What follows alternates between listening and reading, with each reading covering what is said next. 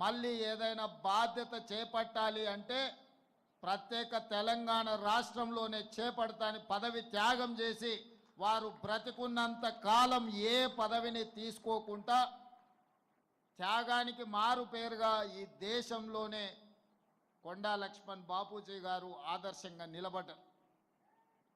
జలదృశ్యంలో మళ్ళీ తెలంగాణ ఉద్యమం ఆ నాయకుల పేర్లు ప్రస్తావించదలుచుకోలేదు, కానీ తెలంగాణ ఉద్యమం చెయ్యాలి అని రాజకీయ పార్టీని పెడితే వాళ్ళు కానీ వాళ్ళకి కావాల్సిన వాళ్ళు కానీ వాళ్ళ బంధువులు కానీ ఎవరు నిల్వ నీడ కూడా ఇవ్వలేదు. కానీ త్యాగానికి మారు పేరైన కొండా లక్ష్మణ్ బాపూజీ గారు ఆహ్వానించి నక్లెస్ రోడ్డు మీద సచివాలయం ఎదురుగా జలదృశ్యాన్ని దశాబ్దాలుగా వారు నివసిస్తున్న సొంత ఇంట్లోనే సాదరంగా ఆహ్వానించి ఆ రాజకీయ పార్టీకి పురుడు పోచింది కొండా లక్ష్మణ్ బాపూజీ గారు అని చెప్పి నేను సందర్భంగా తెలియజేస్తున్నా.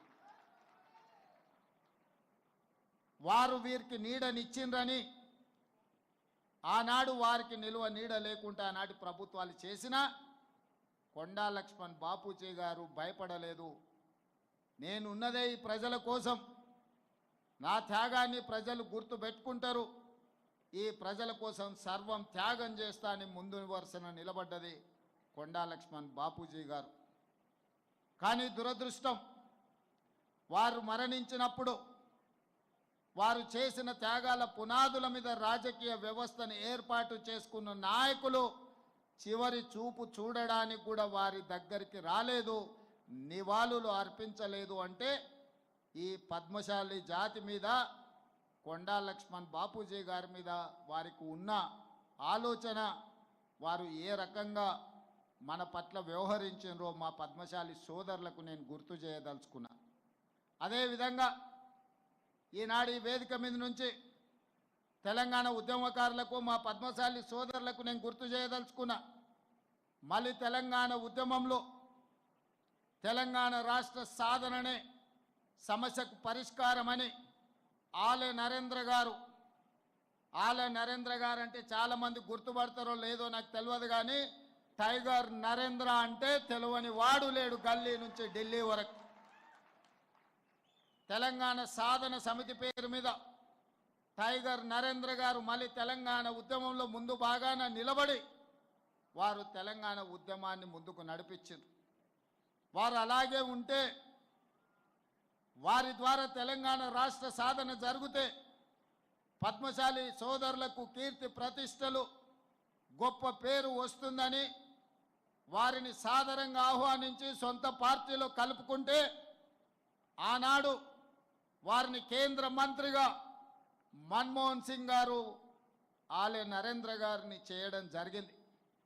కాంగ్రెస్ పార్టీ అధికారంలోకి వచ్చిన తర్వాత ఆలే నరేంద్రను కేంద్రంలో మంత్రిగా వారు చేస్తే ఈ ధృతరాష్ట్రుడు ఆలే నరేంద్ర గారిని ధృతరాష్ట్ర కౌగిల్లో కౌగిలించుకొని ఖతం చేసిన కథ ఈరోజు మా పద్మశాలి సోదరులకు నేను గుర్తు చేయదలుచుకున్నా.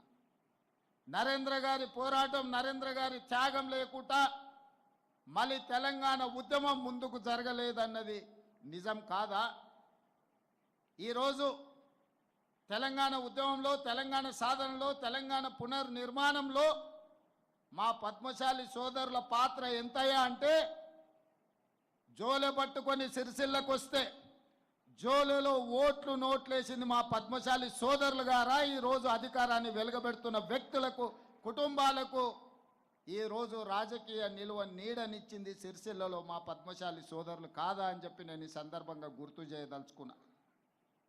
ఏ సందర్భం వచ్చినా, ఏ అవకాశం వచ్చినా ఒక రాజకీయ పార్టీని, నాయకులను, ఆ కుటుంబాన్ని మా పద్మశాలి సోదరులు ఆదరించి ఆహ్వానిస్తే మా పద్మశాలి సోదరులు ఉత్పత్తి చేసిన బతుకమ్మ చీరల బిల్లులు కూడా బకాయిలు పెట్టి ఈ ప్రభుత్వాన్ని మాకు అప్పచెప్పడం జరిగింది.